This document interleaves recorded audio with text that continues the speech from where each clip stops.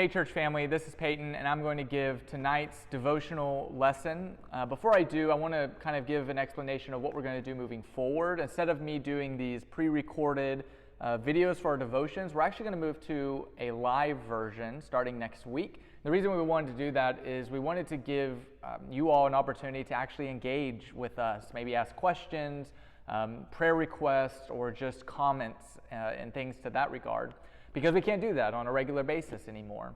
And so you'll see on Facebook and YouTube and how to access those to catch it live. And if you don't catch it live, the video will still be made available, how all of these are made available. So you'll still get to watch it, but we wanted to at least give you the opportunity to see it live and to engage. So that's going to be coming in the future. For now, I'm going to just keep going, and I want to talk about a storm. You see, we're in the midst of a storm, and we hear a lot about being in the midst of the storm, and when is it going to end, this virus, and when's life going to go back to normal. But I want to talk about a different storm, a storm that Jesus found himself in, and you're probably pretty familiar with the story. Mark chapter 4, starting in verse 35. That day when evening came, Jesus said to his disciples, "Let's go to the other side." Leaving the crowd behind, they took him along, just as he was, in the boat. There were also other boats with him, and a furious squall came up. The waves broke over the boat, so it was nearly swamped. Now Jesus, what was he doing? He was in the stern, sleeping on a cushion.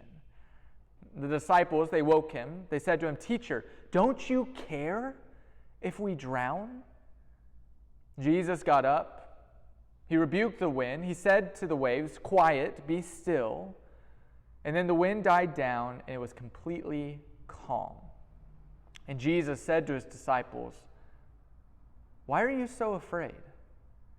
Do you still have no faith?" You see, this story, it holds a profound lesson challenging our response to fear. Because if you notice in that story, the disciples, they have a valid fear. Right? This isn't some invalid anxiety, right? Irrational anxiety that they have. Like the guys in this boat, they do this for a living. They are professional fishermen. And when they see a storm, like to the caliber that it obviously was in, they're looking at this thing and they're thinking, we are in danger. Like we are fearful for our lives, and it must be valid. Which makes it even more remarkable when we see Jesus's contrast. Like his contrast reaction to the storm. Like, did you notice what it says? That he was sleeping in the stern on a cushion. Like Mark, he paints this scenic serenity scene, but with chaos surrounding the moment. Like Jesus is nicely, he's a beautiful sleep on a cushion. He's being restful. It's a restful sleep, but then there's this chaotic storm happening all around him. And I always wonder, when I read this story, what did the disciples think of Jesus in that moment? Because obviously, Jesus was most likely the most untrained fisherman in that boat at that time. So did they maybe, chalk this off as, well, Jesus is just oblivious to the storm happening. Like, he's the most disconnected with the sea. He doesn't realize the magnitude of the storm. He's oblivious to it. And so maybe that's why. He has no idea of the danger that we're in. Maybe they're looking at Jesus and they're thinking, he doesn't even care. In fact, they say that. Don't you care? Like Jesus, and I don't know where they would have gotten this, but maybe Jesus just doesn't care if we get swallowed by this storm.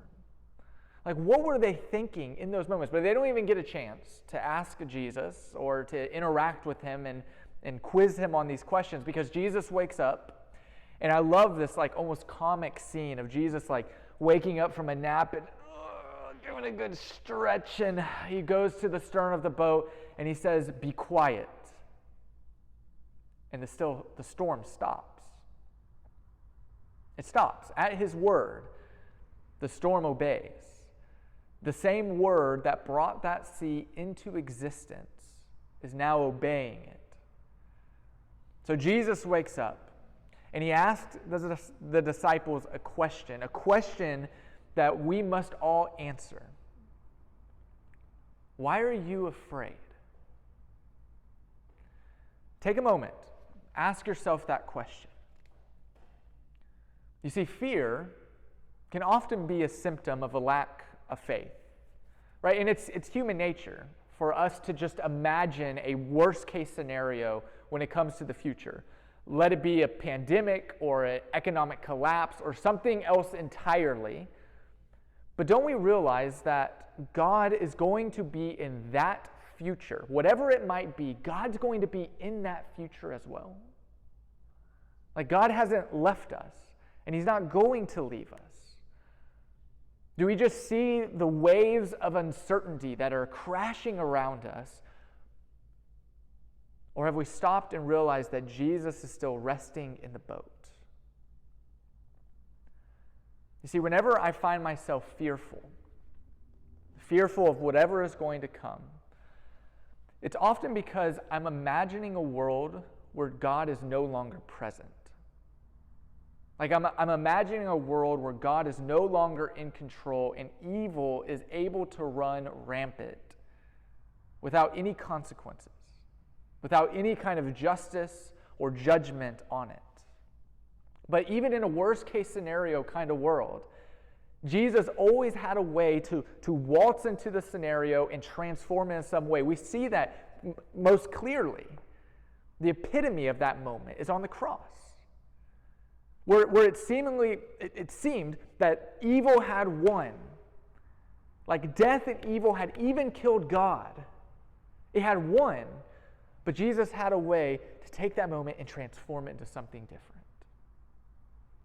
A story we're all too familiar with as we move to Easter. As we heard the lesson from Tracy this past Sunday, knowing where it's going to go. Now, the reality of this truth, it doesn't negate the reality of human suffering and human grief. Like, Jesus was all too familiar and compassionate towards suffering. And furthermore, we shouldn't feel condemned whenever we feel fear.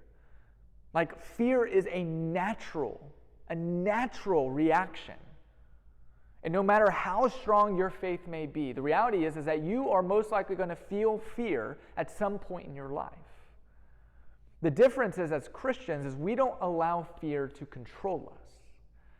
We don't focus on the storm and the wave that is crashing around us, thinking that this is the only hope for the world, because our hope, it rests in knowing that God is still in control.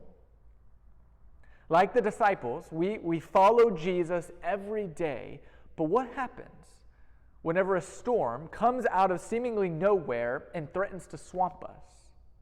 Do we see Jesus in the boat resting, not doing anything, and do we ask the question, well, He is just oblivious to the suffering that we're experiencing in these moments. He's oblivious to it. He doesn't realize it. He's distant from us. Do we look at Jesus in the boat and we just think He doesn't care? Like He has His own agenda. He has His own thing He's doing. He's so disconnected from my suffering. He just doesn't care about me. Or do we see Jesus in the boat and we recognize that He is God over creation?